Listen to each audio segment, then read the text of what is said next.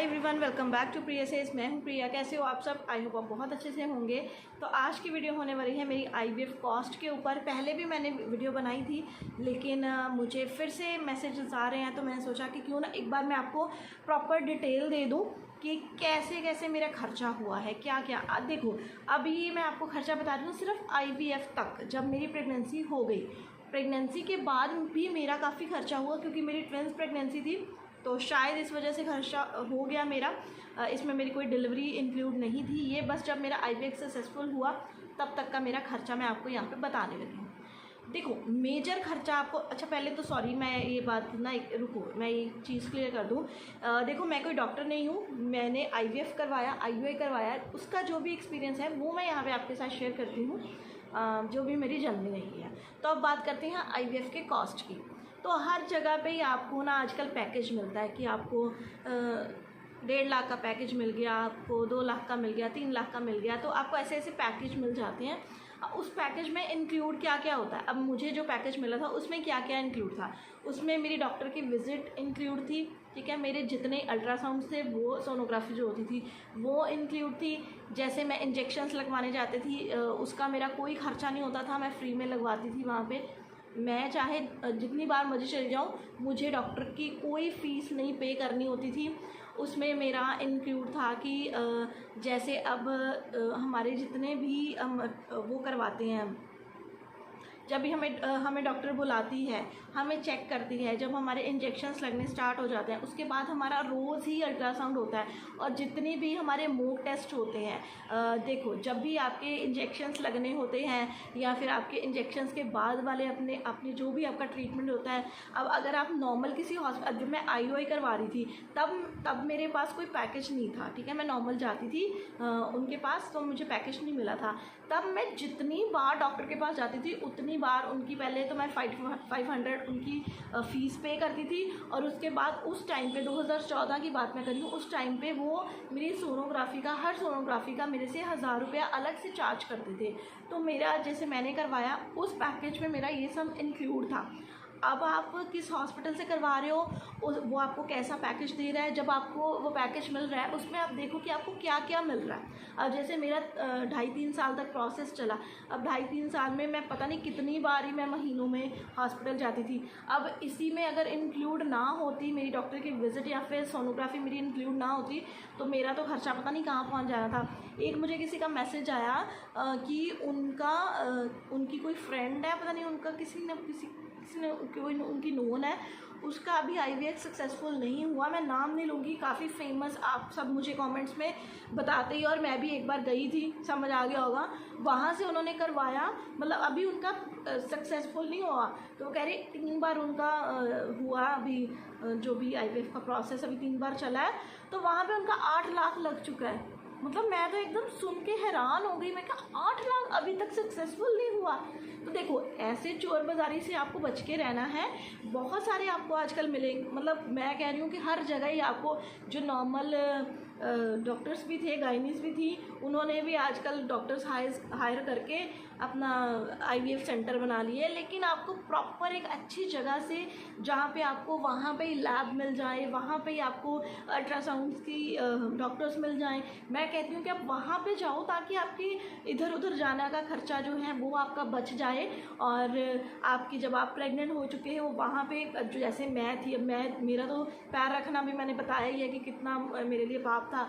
और उस टाइम पे मैं पहले अल्ट्रासाउंड करवाने कहीं जाऊँ और उसके बाद डॉक्टर के पास विज़िट करवाने में कहीं जाऊँ, तो ये बहुत मुश्किल हो जाता है। अब मैं जब गई थी इंदिरा आईवीएफ, तो उन्होंने बोला था कि यहाँ पे तो सिर्फ आपके टेस्ट होंगे और उसके बाद आपको दिल्ली जाना पड़ेगा एम्ब्रियो ट्रांसफ़र के लिए, और उससे पहले जो आपका एग रिट्रीवल होगा उसके लिए भी आपको दिल्ली जाना पड़ेगा। तो मैंने कभी नहीं, मैं तो नहीं, वहाँ पे इतना नहीं मैं कर सकती कि पहले आप 1 घंटा 1.5 घंटा लगा के दिल्ली जाओ, वहाँ से फिर वापस आओ।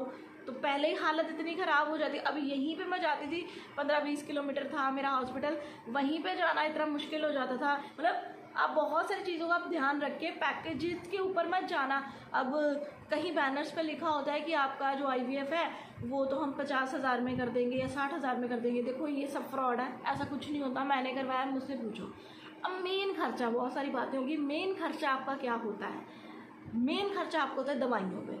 इंजेक्शंस पे। इंजेक्शंस भी आपको चलो इतने मतलब थोड़े कम टाइम पे लगते हैं, लेकिन जो आपका खर्चा दवाइयों पे होता है ना, मैं तो कह रही हूँ इतनी महंगी दवाइयाँ हैं इस IVF की। और आपका जैसे देखो मेरा क्या हुआ, सबसे पहले मेरा एक टेस्ट हुआ, वो मेरा टेस्ट हुआ था 3500 और 4000 के करीब हुआ था, जिसमें उन्होंने सबसे पहला मेरा टेस्ट हुआ था, उसमें उन्होंने देखा था कि मेरा यूट्रस वगैरह सही है, ये सब उन्होंने अंदर से सब कुछ देखा था। उसका मुझे उसका नाम नहीं आ रहा टेस्ट का याद, मैं ना जब एडिट करूँगी ना तो यहाँ पे उसका नाम लिख दूँगी टेस्ट का, तो आप देख लीजिए। सॉरी अब मुझे याद नहीं आ रहा एकदम से वो कौन सा टेस्ट था, आप उसको गूगल भी कर सकते हो। तो वो मेरा टेस्ट हुआ था, वो 3500 के करीब हुआ था। फिर उसके बाद मेरा सीधा यही डिसीज़न हुआ कि मुझे IVF करवाना है। तो IVF के लिए मुझे पीरियड के सेकंड डे पे बुलाया। फिर मेरे इंजेक्शन स्टार्ट हुए। फिर जो इंजेक्शन्स थे वो मेरे जैसे 20 से 25 हज़ार के अंदर आए थे, वो मैंने खुद से पे किए, वो आपके पैकेज में इंक्लूड नहीं थे, मेरे पैकेज में इंक्लूड नहीं थे। मुझे नहीं पता कि बाकी मतलब मैं आपको इसलिए ये डिटेल बता रही हूँ कि जब भी आपको पैकेज मिल रहा है तो अगर आपने ये वीडियो देखी होगी तो आप पूछ लेना कि ये चीज़ें आपको पैकेज में मिल रही हैं या फिर नहीं मिल रही हैं, है ना। ये आपको थोड़ा आपकी हेल्प हो जाएगी इस चीज़ में। तो वो मेरा वो 3500 लगा। उसके बाद मतलब मोटा मोटा बता रही हूँ मैं आपको। फिर मेरा ये 20 से 25 हज़ार के मेरे इंजेक्शन्स आए, वो मैंने ख़रीदे। इन इंजेक्शन्स के बीच में फिर मैंने दवाइयाँ ख़रीदी। दवाइयों का कैसे होता था, मेरा एक 600 का पत्ता आता था प्रोजेस्टेरॉन की, वो मेरी मेडिसिन चलती थी। वो मुझे दिन में कितनी 2 गोलियाँ सुबह, 2 दोपहर को, 2 रात को खानी होती थी, ठीक है। और वो 28 गोलियों का पत्ता था, वो मेरा आता था 600 का। अब आप हिसाब लगा लेना, मैं इतना हिसाब नहीं दूँगी, मैं आपको मोटा मोटा बता रही हूँ।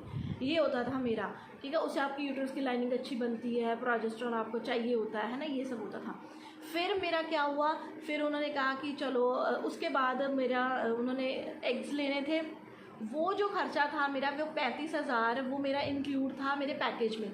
जब मेरा एग रिट्रीवल हुआ वो इंक्लूड था। फिर जब मैं डॉक्टर के पास जिस दिन मैं गई, उस दिन उन्होंने अलग से मेरे हस्बैंड को लिख दिया कि ये वाले ग्लव्स चाहिए, ये डॉक्टर को अलग से चाहिए, ये आपको खुद से लाने होंगे। वो मेरा अलग से खर्चा लगा, उस दिन भी मेरा 500-600 अलग से लग गया, ठीक है। फिर उसके बाद जब मेरा एग रिट्रीवल हो गया तो उसी दिन मुझे मेरी जो दवाइयाँ आई, इतनी ढेर दवाइयों का मुझे आया, वो आया मेरा 5-6 हज़ार का, ठीक है। 6 हज़ार की मेरी वो दवाइयाँ आई। वो मेरी वजाइना में रखने वाली प्रोजेस्टेरॉन की दवाइयाँ थी, खाने वाली दवाइयाँ थी। एक आपको दवाई चलती है बहुत, आपको 2 दवाइयाँ तो मेन चलती हैं ना, अगर आपका एम्ब्रियो ट्रांसफ़र जब हो जाता है या फिर होने वाला होता है तब आपकी 2 दवाइयाँ चलती हैं, एक वजाइनल होती है, एक आपको ओरली खानी होती है। वो दवाइयाँ तो मतलब बहुत महंगी आती थी। एक आता था 700 का पत्ता, सस्टेन था उसका नाम, 700 का पत्ता आता था, उसमें 10 गोलियाँ होती थी, 2 गोलियाँ रोज़ लेनी थी, रोज़ वजाइना में आपको रखनी थी। फिर एक थी डुफेस्टन चलती थी मेरी, वो भी 650 के करीब आता था, 650-650 के करीब आता था वो। उसमें 10 गोलियाँ थी, वो 3 गोलियाँ खानी थी एक दिन में। तो आप हिसाब लगा लो, 650 का पत्ता है, दिन में सिर्फ उसमें 10 गोलियाँ हैं। 3 दिन एक पत्ता आपको सिर्फ कितना, 9 गोलियाँ 3 दिन चलेगा, ठीक है। 3 दिन आपको पता चलेगा, उस हिसाब से आप लगा लो कि आपका कितना खर्चा हो जाएगा। फिर उसके बाद जब आपका एम्ब्रियो ट्रांसफ़र करने लगते हैं, उससे पहले आपका एक सीरम प्रोजेस्टेरॉन का टेस्ट होता है, ठीक है। अब एक सबसे मेन टेस्ट जो थे, जो मेरे हुए ही नहीं, मैं अपना बता रही हूँ, जो मेरा AMH लेवल के टेस्ट थे, ये वो ब्लड टेस्ट, ब्लड ग्रुप, ये वो मतलब बहुत सारे टेस्ट होते हैं। वो जो मेरी मतलब डॉक्टर इतने अच्छे थे मेरे, तो उन्होंने मेरे 2018 में जो टेस्ट करवाए थे वो ही उन्होंने मेरे कंटिन्यू किए। वो कहते चलो कोई बात नहीं, वो मैंने टेस्ट करवाए थे इंदिरा IVF से, और वो मेरे टेस्ट भी 5500 के हुए थे, 55 से 6000 के इसके बीच में हुए थे। तो ये मैं बात कर रही हूँ 2018 की, देखो, है ना। तो अब तो वैसे 2023 आ गया, अब तो हर चीज़ ही मतलब काफ़ी टाइम पड़ गया यार। तो कितना अब महंगाई भी उसी हिसाब से ही हो रही है ना, तो ये खर्चे भी आपको उतने ही ज़्यादा बढ़ जाएंगे। अब ये जो दवाइयाँ होती है ना, ये एकदम से आपको हिला के रख देती है। मैं आपको डरा नहीं रही हूँ, लेकिन आपको सच्चाई बता रही हूँ कि होता क्या है। फिर अगर आपका एम्ब्रियो ट्रांसफ़र हो गया है तो 14-15 दिन तक ये आपकी सारी दवाइयाँ चलेंगी, ठीक है। अगर आपका फर्स्ट टाइम में ही आपका सक्सेसफुल हो जाए तो ये जो आपकी ये 2 मेन दवाइयाँ तो चलती हैं, एक सस्टेन चलती है, मतलब इसके अलग अलग ब्रांड्स हो सकते हैं, लेकिन मेजर ये दवाइयाँ चलती हैं। आपको जो महंगी वाली दवाइयाँ मैं आपको बता रही हूँ ये जो होती हैं, फिर आपकी ये डुफेस्टन चलती है जो मैंने बताया कि 10 गोलियाँ होती हैं, दिन में 3 बार लेनी होती है, और वो हर बॉडी पे डिपेंड करता है कि आपको कितनी डोज दी जाती है, ये बहुत डिपेंड करता है। अब मुझे दिन में 1 गोली बोली गई थी, पता नहीं हर एक की बॉडी अलग से रिएक्ट करती है, पता नहीं कितनी दी जाए, है ना।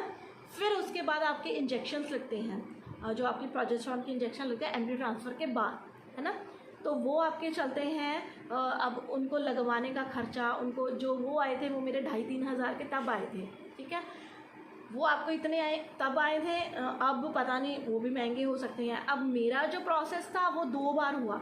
देखो मैं आपको बताती हूँ कि मैं IVF, जैसे मुझे पूछते हैं कि आपने कितनी बार IVF करवाया, देखो IVF के लिए एग्स मैंने सिर्फ 1 बार दिए, 1 बार मेरे एग्स के इंजेक्शन लगे, ठीक है। उसके बाद मेरे एम्ब्रियोज़ लिए, एम्ब्रियोज़ बना मतलब एग्स लिए, उसके एम्ब्रियोज़ बनाए, उनको फ्रीज़ कर लिया। अब मेरे फ्रीजिंग के चार्जेस भी अलग से लगे, ठीक है।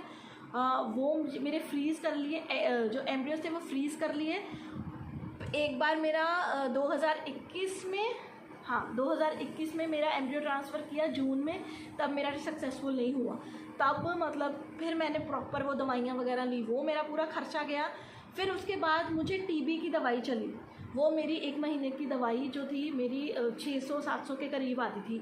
बोला जाता है कि वो फ्री दवाई होती है, लेकिन आपको पता ही है ना, ऐसे ही चलता है फ्री वाला। तो अब दवाई तो खानी होती थी, तो फिर वो कहते हैं कि अगर आप रजिस्ट्रेशन वगैरह करवाओ तो आपको उसके पैसे आ जाते हैं, ऐसी कोई दिक्कत नहीं है।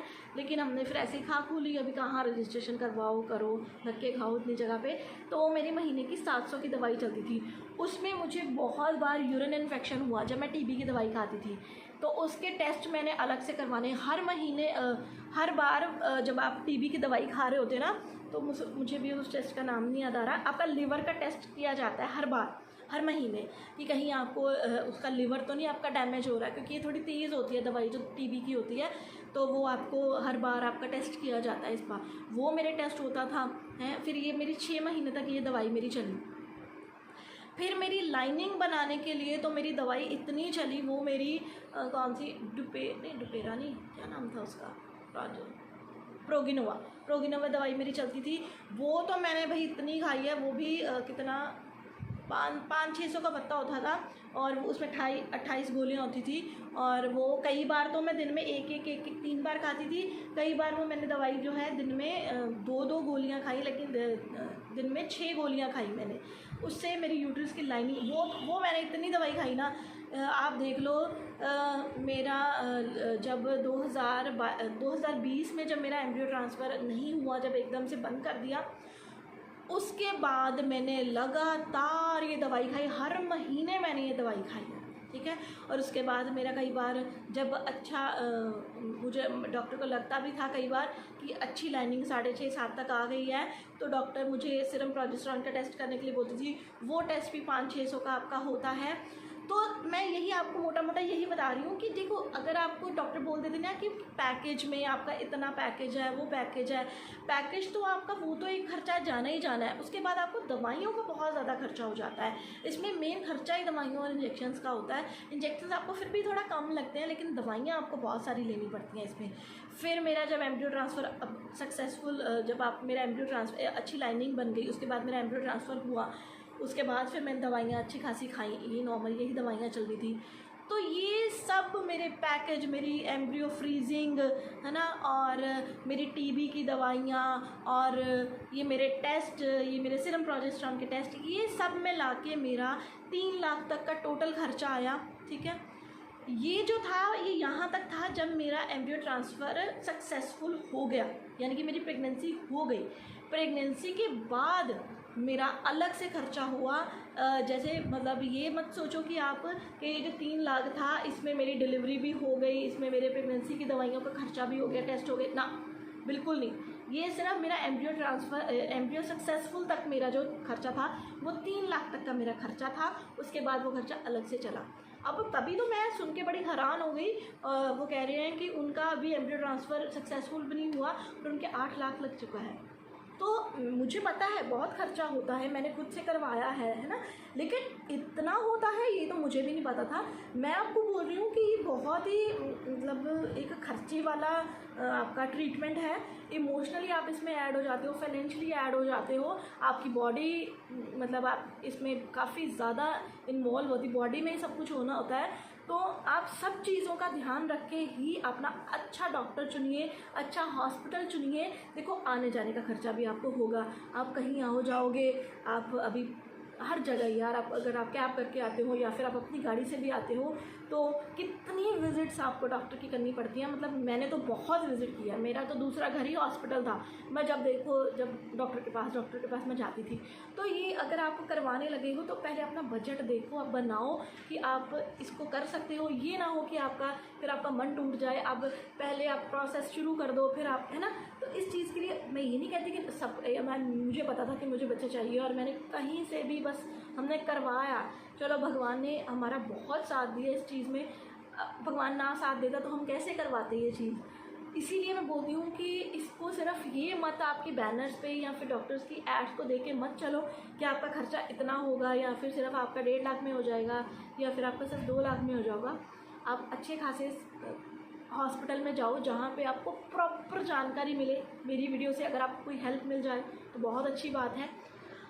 तो ये बताया मैंने अपना खर्चा। आई होप इससे आपको थोड़ी सी हेल्प मिली होगी।